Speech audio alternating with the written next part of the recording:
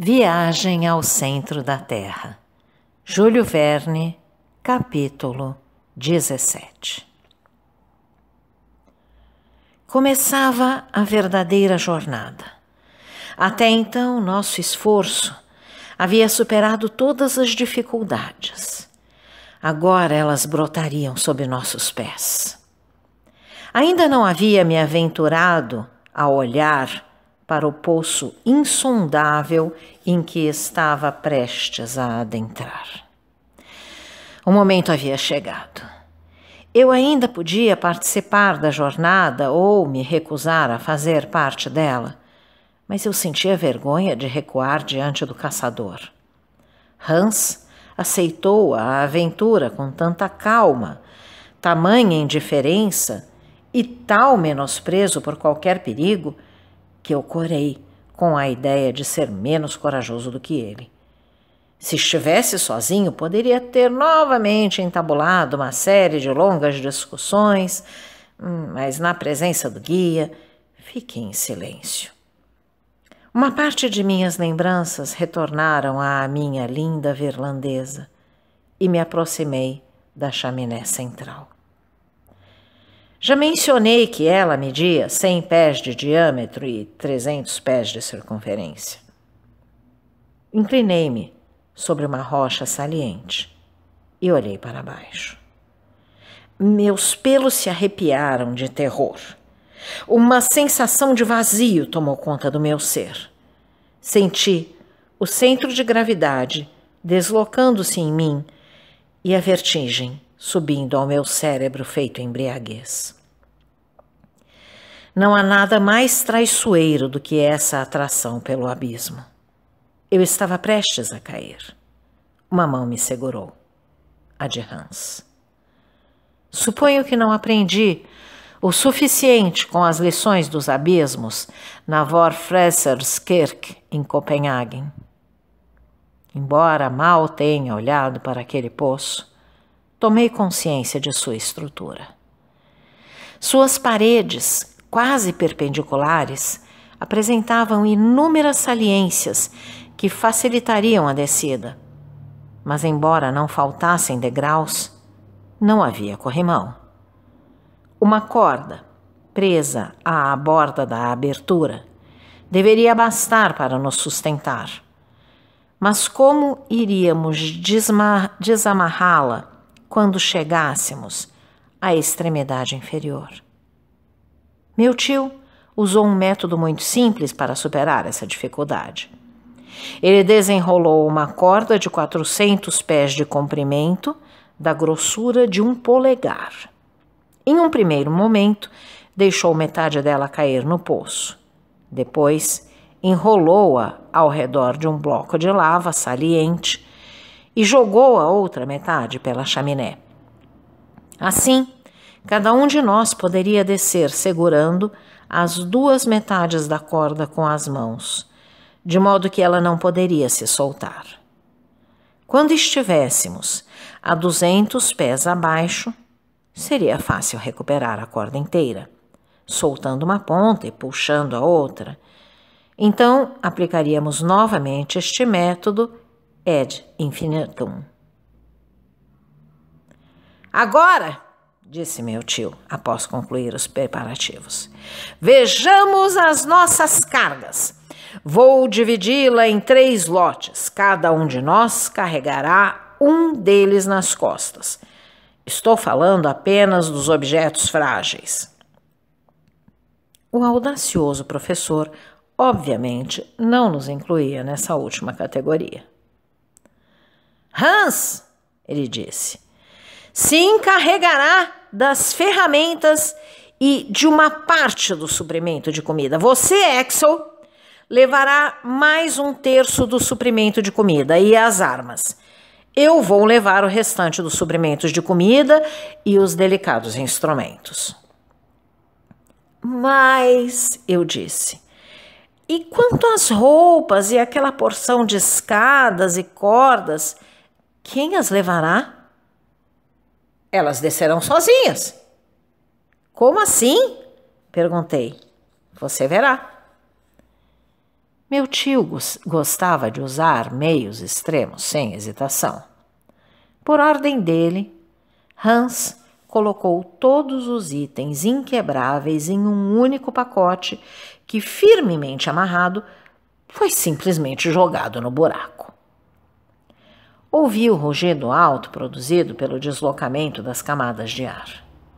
Meu tio, debruçado sobre o abismo, acompanhou a queda da bagagem com um olhar satisfeito e só se levantou quando a perdeu de vista.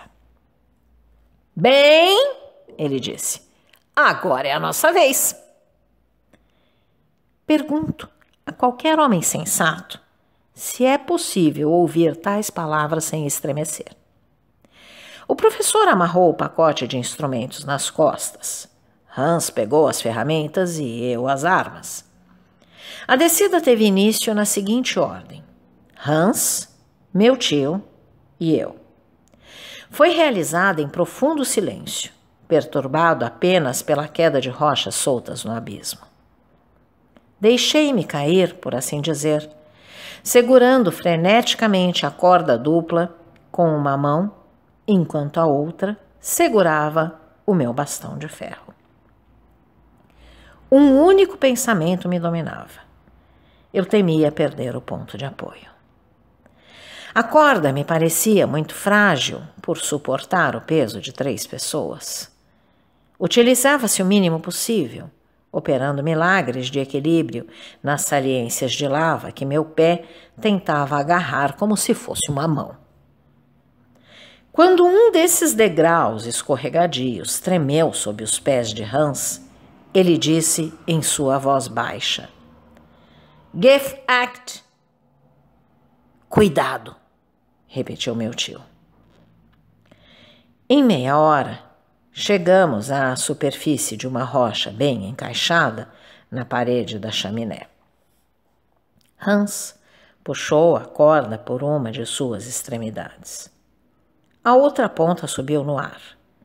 Depois de passar pelo rochedo superior, ela caiu, raspando nos pedaços de pedra e de lava e gerando uma espécie de chuva, ou melhor, de granizo muito perigoso.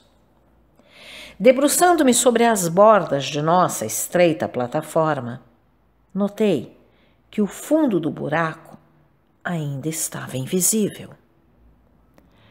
A mesma manobra foi repetida com a corda, e meia hora depois descemos mais 200 pés. Não sei se um geólogo mais fanático teria tentado estudar durante essa descida a natureza dos terrenos à sua volta. Eu mesmo não me preocupei com eles.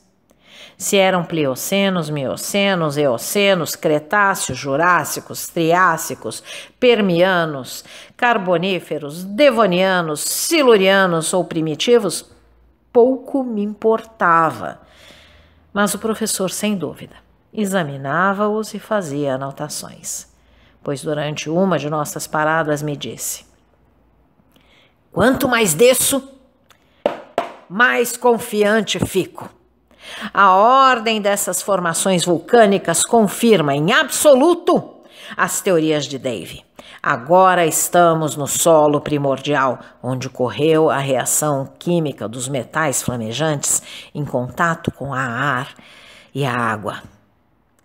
Rejeito absolutamente a teoria do calor central. De qualquer maneira, logo poderemos constatá-lo." Sempre a mesma conclusão. É fácil perceber que eu não achava graça em discutir. Meu silêncio foi tomado como consentimento e a descida continuou. Ao final de 3 horas, eu ainda não vislumbrava o fundo da chaminé. Quando levantava a cabeça, notava que a abertura ficava cada vez menor.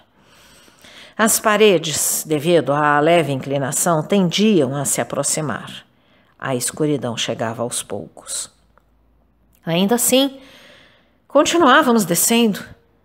Parecia-me que as pedras que caíam das paredes emitiam um eco mais suave e alcançavam o fundo do abismo rapidamente. Como tive o cuidado de manter um registro exato de nossas manobras com a corda, podia dizer exatamente a que profundidade estávamos e quanto tempo se havia passado. A esta altura, havíamos repetido 14 vezes essa manobra, cada qual com duração de meia hora. Isso resultava em 7 horas, somadas a 14 ou 15 minutos de descanso, num total de 3 horas e meia. Logo, passaram-se 10 horas e meia. Começamos à 1 e agora deviam ser 11 horas. Quanto à profundidade alcançada, as 14 manobras de 200 pés totalizavam 2.800 pés. Naquele momento, ouvi a voz de Hans. Halt! Ele disse. Parei quando estava prestes a bater na cabeça de meu tio com os pés. Chegamos, disse esse último. Onde? Perguntei, escorregando para perto dele. No fundo da chaminé perpendicular, ele respondeu. Não há outra saída? Sim, uma espécie de túnel que eu posso ver e que faz uma curva para a direita. Veremos isso amanhã.